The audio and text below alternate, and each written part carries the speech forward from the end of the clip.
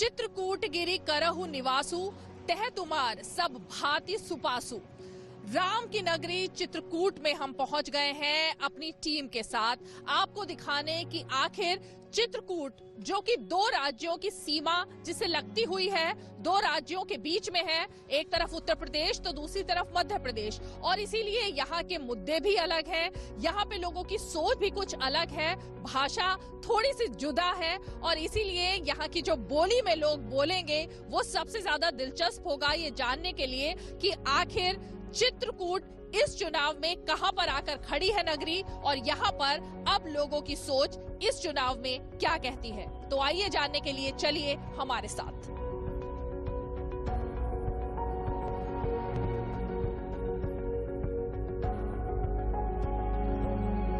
कभी ये इलाका दुर्दांत अपराधियों की गिरफ्त में था, लेकिन अब वो दिन लद चुके हैं, और उस वजह से जो पहले की स्थितियां थी यहाँ पर, चाहे वो किसान हो या व्यापारी हो या तमाम वर्ग जो है वो खेती करने से लेकर के व्यापार करने में भी उनको डर लगता था, क्योंकि उनको लगता था कि लूटपाट इस हद तक यहाँ पर बढ़ी हुई है कि उनके पास तक कुछ रहता ही नहीं था और उनके पास से सब कुछ छीन लिया जाता था। लेकिन अब देखिए कानून व्यवस्था की स्थिति भी काफी दुरुस्त हुई है, और अब वो अपराधी यहाँ पर ना तो रहते हैं और ना ही आ पाते हैं। अरे अब तो बिल्कुल शांत वातावरण है, बहुत शांत हो चुका मैडम, ये आप समझ लीजिए। नहीं यहाँ इतनी देर निकलना मुश्किल हो जाता था, यहीं पर, यहाँ जहाँ आज आप बैठे हैं इस इलाके में कोई दिखाई नहीं पड़ता था, ये समझ लीजिए। ये जो यूपी सरकार है वो कुछ कर रही है? अरे नहीं, पर्याप्त कर रही है, क्यों नहीं कर रही है। हाँ, पूरा सुरक्षा के लिए, हाँ सुरक्षा के लिए काफी इतना बड़ा वो किया। जो दुर्दांत उस तरह के व्यक्ति थे सबका विनाश तो हुआ है, ये व्यवस्था तो हो रही है। हाँ अब तो बिल्कुल शांत है वातावरण। इससे आपको फायदा है? हाँ बहुत बड़ी फायदा है, सब शांत है, चाहे वो लड़की हो, चाहे औरत हो, चाहे पुरुष हो। अब खुले में चाहे जहाँ आना जाना चाहे वो आराम से आ जा सकता है, नहीं पहले यहाँ निकलना दुर्लभ रहा है। हम कम से कम 30 साल से किसानी कर रहे हैं, कृषि विज्ञान में यहाँ हम नौकरी कर रहे हैं, मगर पहले इसमें मजदूरी बहुत कम थी। अब मोदी सरकार के राज में कुछ बढ़ गया है, बहुत से चीजें बढ़ गई हैं, इसलिए से सरकार में बड़ा अच्छा आनंद आया है। इस इलाके का चावल भी बहुत ज्यादा मशहूर है, और इसीलिए हम पहुंच गए हैं यहाँ जहाँ पर कि आप देखिए कि धान रखा हुआ है और चावल निकालने का यहाँ पर काम जारी है। ये धान निकल रहा, छांट रहे हैं धान बढ़िया, अच्छी चीज बढ़िया, यहाँ सब फसल भी अच्छी है, बारी लगवाए हैं और अच्छी बिया दे रहे हैं किसान का। मोदी हमका दिया गैस, और दे रहे हैं गल्ला भी दे रहे हैं, पैसा दे रहे हैं, बिया दे रहे हैं, खाद दे रहे हैं, सब दे रहे हैं। अब का सुविधा करे बेचारे, सब अच्छी चीज ही। प्रधानमंत्री ने पोषण को लेकर के एक महाअभियान चलाया, जिसमें उनका ये कहना था कि घर घर पोषण गार्डन यानी किचन गार्डन बनाने की जो पहले प्रथा चली आती थी खासकर गांवों में, वो धीरे धीरे लुप्त होती चली गई, और अब उसको दोबारा से चलाने के लिए और आगे बढ़ाने के लिए सरकार लगातार प्रयास कर रही है, और यही प्रधानमंत्री नरेंद्र मोदी भी लगातार कह रहे हैं। किचन गार्डन का कॉन्सेप्ट ये है कि हमारी जो बहनें हैं जिनको माल न्यूट्रिशन और आज कुपोषण की जो समस्या धीरे धीरे बढ़ रही है, वो इसको रोकने के लिए सबसे उत्तम उपाय है कि अगर हमारे घर में एक गृह वाटिका, पोषण वाटिका होगी, जिसमें हमें हरी सब्जियां ताजी मिलेंगी और तुरंत मिलेंगी, जिसमें किसी भी रासायनिक दवाइयों का प्रयोग नहीं होगा, रासायनिक खाद का प्रयोग नहीं होगा, और जो हमारी जरूरत है, हर घर की जरूरत है कि ताजी और हरी सब्जियां हमें ज्यादा से ज्यादा उपलब्ध हो। बाजार से जो महिलाएं सब्जी लाती हैं तो उनमें पैसा का खर्च भी ज्यादा होता है और वो शुद्ध चीजें नहीं मिल पाती हैं, और ये हमारे घर में जब हमें जरूरत है तभी हमें वो सब्जियां उपलब्ध होती हैं। इससे क्या होगा कि हमारा जो सब्जी की खपत है वो भी हमारे पास हमारे खाने में ज्यादा होगी, ज्यादा से ज्यादा उनको आदत होगी हरी सब्जियों के खाने की।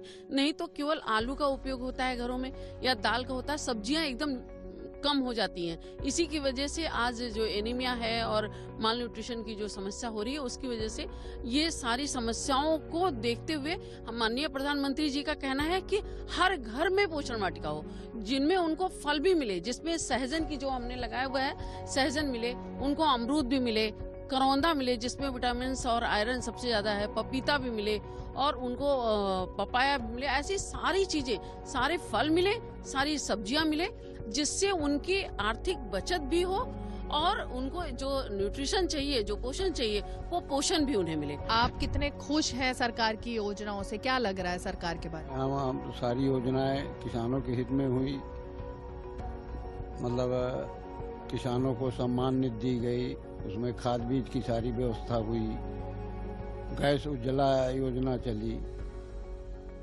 खाद बीज की व्यवस्था की गई, स्प्रिंकलर सेट दिए गए, कृषि यंत्र जो दिए गए उसमें छूट में दिए गए,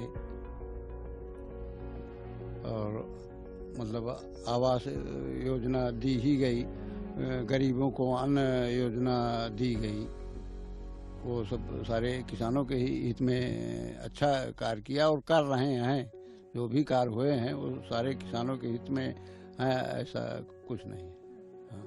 कुछ किसान बड़ा बीच में धरने पे बैठे थे, बड़ी नाराजगी दिखा रहे थे और कई जो विपक्षी दल हैं वो कह रहे हैं किसानों के लिए कुछ हुआ ही नहीं। किसानों के लिए तो बहुत कुछ हुआ है और हो रहा है, ऐसा नहीं है। हमारे क्षेत्र में सबको, चाहे छोटा स्तर का किसान हो चाहे बड़े स्तर का किसान हो, हर किसान को लाभ मिल रहा है। मतलब जो भी योजनाएं आती हैं उनको पूरा लाभ मिल रहा है। बहुत अहम बात देखिए ये है कि इस इलाके में जो ये पूरा आपको खेत दिखाई दे रहा है, दादा का बोलना है कि इस इलाके में पहले कोई आ नहीं सकता था और खासकर इस वक्त जब हम यहाँ बैठे हैं शाम के वक्त, यहाँ पर आना दूभर था लोगों के लिए, लड़कियों का, महिलाओं का घर से निकलना दूभर था। लेकिन अब यहाँ पर सुरक्षा की स्थिति ऐसी हो चुकी है कि वातावरण, माहौल पूरी तरह शांत है। अब उन जो अपराधी हैं उनका यहाँ पर नामो निशान नहीं है और इसीलिए यहाँ पर कारोबार से लेकर, चाहे वो किसान का खेत हो वो भी पनप रहा है और लोगों का कारोबार भी पनप रहा है।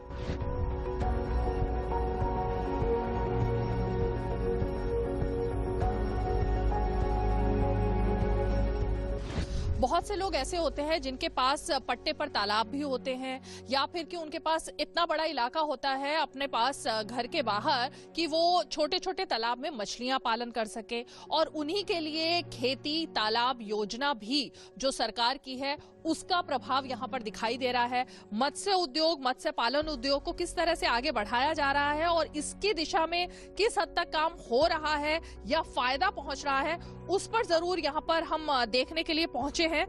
मछली हेचरियों को यहाँ हेचरी का नहीं, अंडा निकालते हैं, अंडा से बच्चा निकालते हैं, बच्चे से फिर किसानों को तैयार करके बच्चा पे पैकिंग करके किसानों को देते हैं।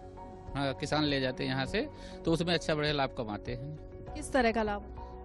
जैसा आप बच्चे ले गए, मतलब 10,000 बच्चा ले गए तो कम से कम 50,000 1 लाख का मछली बेच लेते हैं इस तरह। सरकार की जो योजना है खेती तालाब योजना, वो योजना के बारे में थोड़ा बताएं। उसका कुछ फायदा मिल रहा है?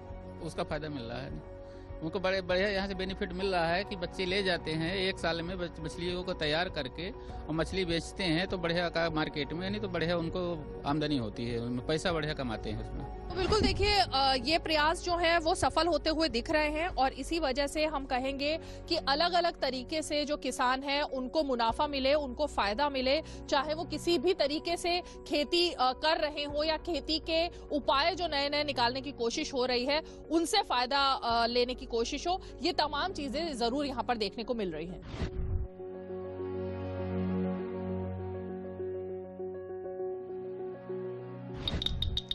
लकड़ी के इन खिलौनों से बचपन से आपने और हमने सभी ने खेला है, लेकिन क्या आप जानते हैं कि ये लकड़ी के खिलौने आखिर बनते कहाँ हैं और कहाँ से बनकर देश विदेश में धूम मचाते हैं?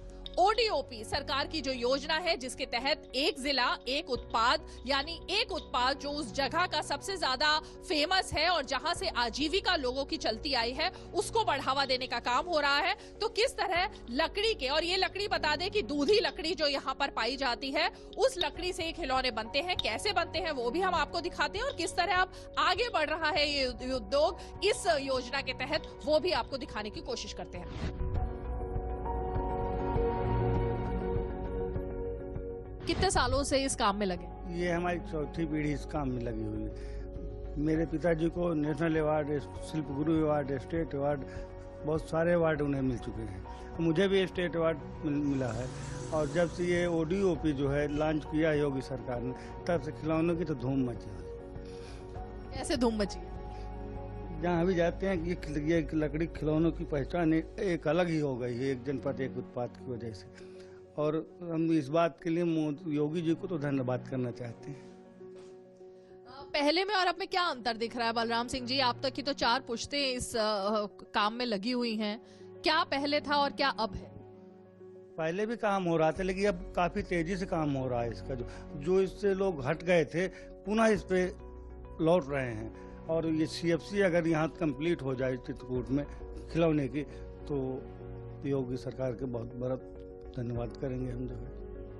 तो अच्छा लगता है कि बचपन में चाहे वो बड़े बड़े शहरों के बच्चे हों, विदेशों में भी आपके खिलौनों की धूम होती है। जी जी जी, क्योंकि ये कि लकड़ी खिलौने जो है, लकड़ी का कोई भी आइटम जो है बच्चों को नुकसान नहीं करता है। कि इसकी जो पॉलिश होती है ये भी मतलब कलरफुल होता है और बच्चे इसको ज़्यादा लाइक करते हैं जो है।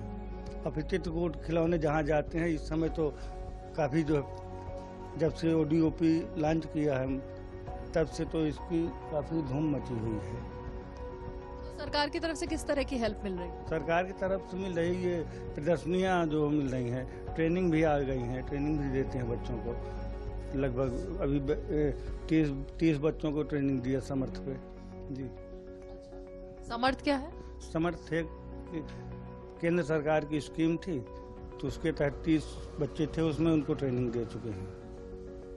तो समर्थ लोगों को बनाने की कोशिश हो रही है। जी हाँ, अब इससे जुड़ गए हैं बहुत सारे लोग जो है, जो पुनः इससे हट गए थे, पुनः फिर इस पे आ गए हैं जो। नहीं, इसमें अच्छा लग रहा है। सरकार ने काफी उद्योग के लिए मदद की है और कर भी रही है। मतलब पहले जो चीज हम लोग नहीं ये जान, मतलब यहाँ 10 की जाती है, बाहर अब हम लोग जाते हैं किसी को 20 के भी कमते हैं। यही चीज काफी हमको सरकार से मदद मिल रही है और खिलौने की थोड़ी बढ़त हुई है। जो योगी जी का अभी कार्यकाल चल रहा है बहुत अच्छा चल रहा है। और एक जनपद एक उत्पाद में हमारे लिए उन्होंने बहुत बढ़िया बेनिफिट दिया है, कारीगरों के लिए, मालिक के लिए।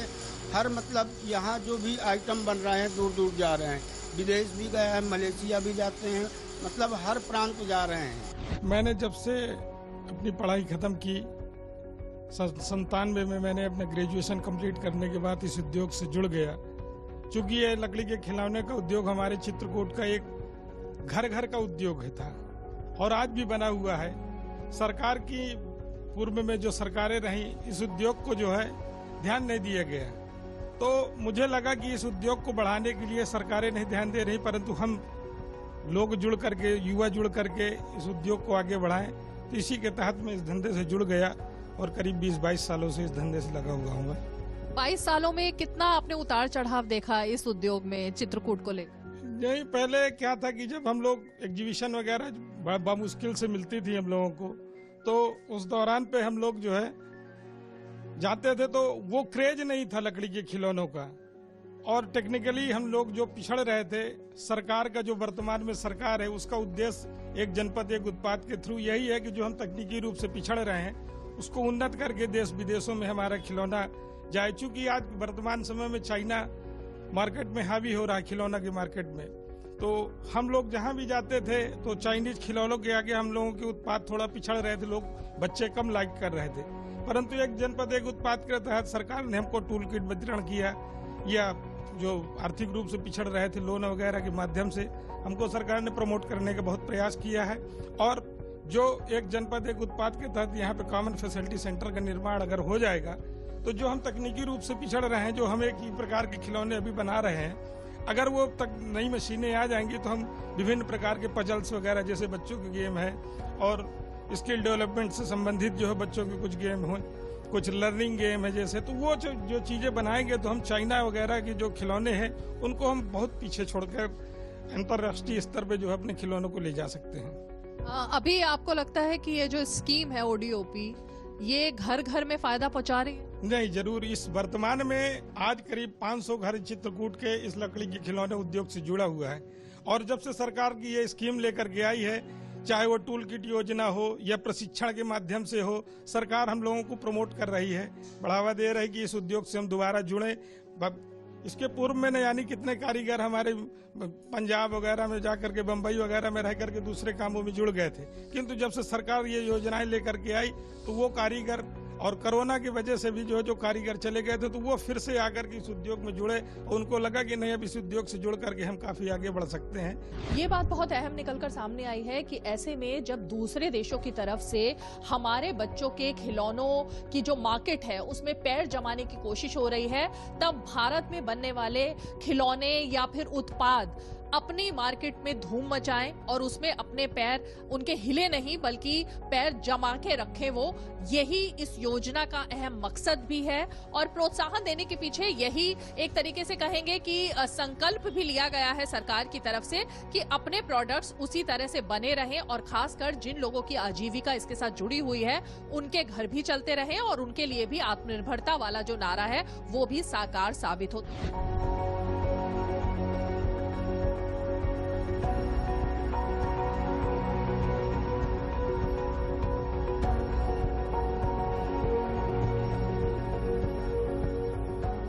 कामदगिरी परिक्रमा का बहुत ज्यादा महत्व है चित्रकूट में।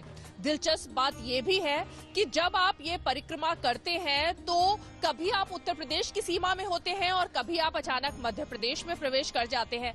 इस वक्त जब हम आपको दिखा रहे हैं कि इस परिक्रमा का क्या विशेष महत्व है और किस तरह से माना जाता है कि भगवान राम जब अपने वनवास के दौरान यहाँ पर पहुंचे थे तो इन्हीं सब रास्तों से होकर के वो गुजरे थे और यहीं पर उनका वो तमाम जो काल था वनवास का वो यहाँ पर गुजरा था। लगभग 5 से 6 किलोमीटर की ये परिक्रमा है और यहीं से ये रास्ता होकर जाता है। इस वक्त हम उत्तर प्रदेश की सीमा में पहुंच चुके हैं जो यहाँ से निकल करके गुजरती है।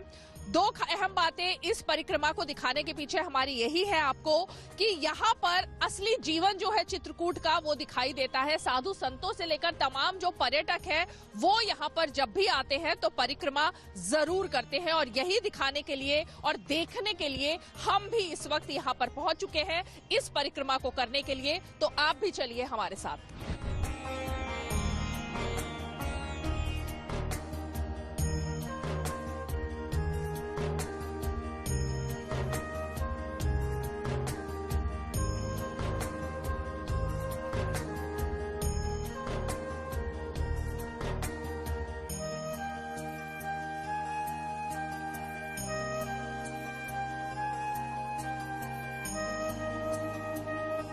अद्भुत नजारा ये दिखा देते हैं पहले आपको कि एक तरफ यहाँ जो घाट है वो मध्य प्रदेश की सीमा से सटे हुए हैं यानी मध्य प्रदेश के इलाके में आते हैं और दूसरी तरफ जो इस तरफ के घाट है वो उत्तर प्रदेश में आते हैं यानी बीच में जो ये मंदाकिनी कलकल करके बह रही है उसके दोनों तरफ अलग अलग राज्यों की सीमा लगी हुई है और इसीलिए इस इलाके में जो जरूरतें हैं, जो बात है और जो नारे दिए जाते हैं वो भी कुछ हद तक अलग है बाकी जगहों से।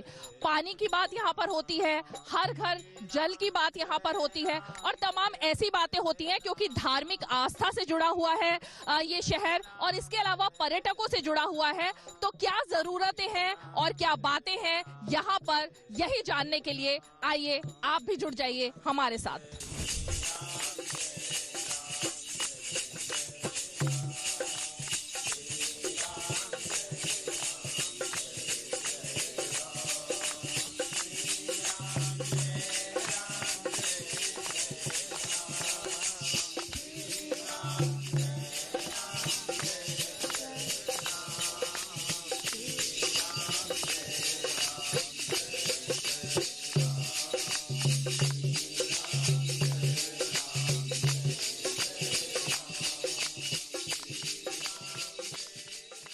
पहले से काफी कुछ यहाँ का, चाहे वो पर्यटन का क्षेत्र हो, चाहे आस्था धार्मिक या श्रद्धालु जनता जनार्दन के आने जाने वालों की सुविधा का क्षेत्र हो, हर क्षेत्र में यहाँ पर प्रगति हुई है। जैसे कि महर्षि वाल्मीकि जी का आश्रम था, वहाँ पर अभी तक बहुत कम सुविधाएं थी और उस स्थान का विकास नहीं हुआ था। सम्माननीय यशस्वी हमारे जो मुख्यमंत्री योगी आदित्यनाथ जी ने उसके लिए काफ़ी कुछ पैसा दिया और वहाँ पर काफ़ी कुछ विकास संभव हुआ। इसी प्रकार से चित्रकूट में भी ये पुल आदि देख रहे हैं, मां मंदाकिनी पर यात्रियों श्रद्धालुओं के आने जाने की सुगमता के लिए, सुविधा के लिए। इसी प्रकार से लाइट भी जो है 24 घंटे, अनेक प्रकार से विकास का क्रम यहाँ पर संपन्न हुआ है, जो बहुत ही सुंदर है। पहले के और वर्तमान की स्थिति में अंतर थोड़ा सा ये आया कि रोडें पहले चित्रकूट परिक्षेत्र में पहुंचने के लिए बहुत अच्छी रोडें नहीं थी और आज की डेट में रोडें अच्छी हैं। उत्तर प्रदेश की बगल से लगा हुआ मध्य प्रदेश है, जहां की सरकार अभी भी निष्क्रिय बनी हुई है और चित्रकूट परिक्षेत्र कुछ जो शेष हिस्सा है वो मध्य प्रदेश में आता है, जो उपेक्षा का शिकार है। आज भी मध्य प्रदेश सरकार चित्रकूट के विकास पर बिल्कुल ध्यान नहीं दे रही है।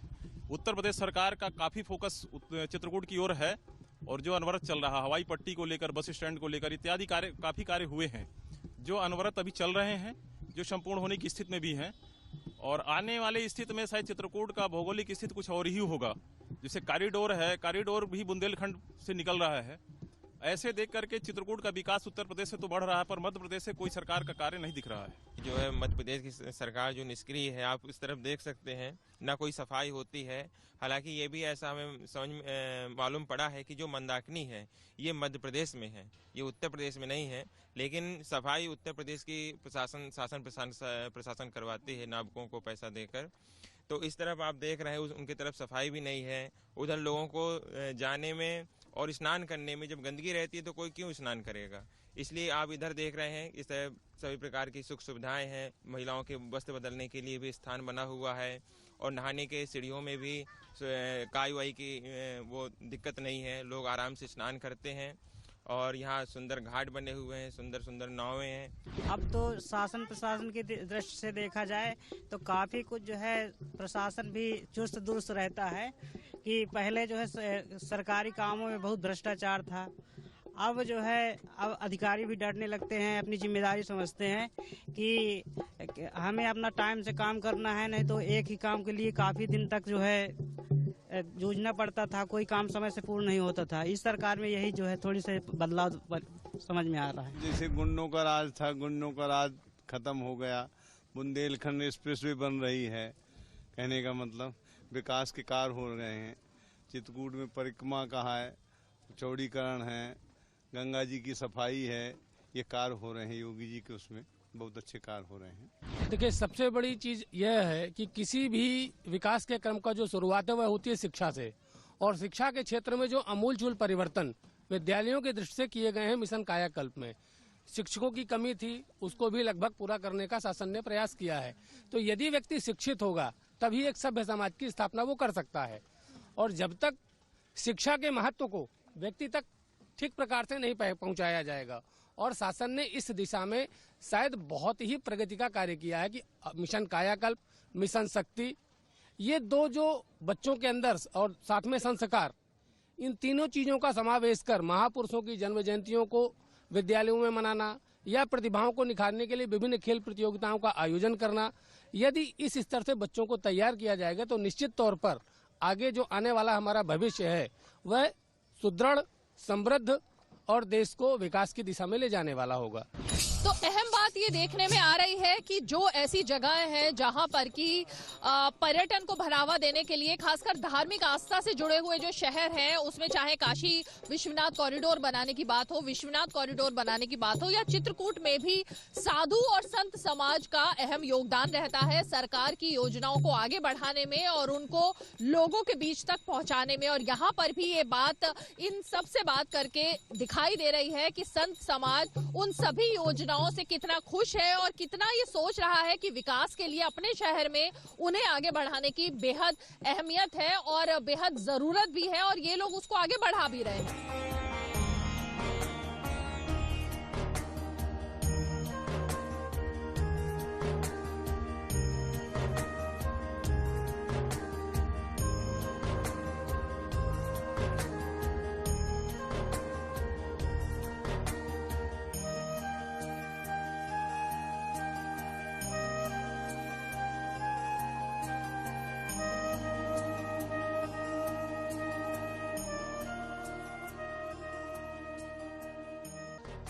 तपोभूमि और राम की कर्म भूमि से हमने देखा कि किस तरह से बदला हुआ है अब चित्रकूट।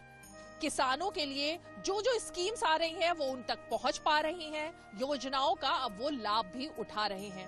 उसी के साथ जो इलाका अपराधियों से लैस था वहां पर अब सुरक्षा के चाक चौबंद इंतजाम है और पूरे इलाके में अब ऐसा लग रहा है कि मानो उन अपराधियों का नामो निशान ही नहीं है। दूसरी तरफ अब ये भी चीज देखने में आ रही है कि पर्यटक यहाँ पर ज्यादा से ज्यादा संख्या में आ रहे हैं क्योंकि के लिए भी तमाम सुविधाएं हैं। तो ये सारी बातें हमने देखा और सुना कि क्या बोले यूपी के जरिए, किस तरह से बात अपनी रखने की यहाँ पर लोग चुनाव से पहले कोशिश कर रहे हैं। आज के हमारे शो में चित्रकूट से इतना ही। अगली बार क्या बोले यूपी की टीम एक और शहर में आपको लेकर चलेगी। तब तक के लिए हमें दीजिए इजाजत। नमस्कार।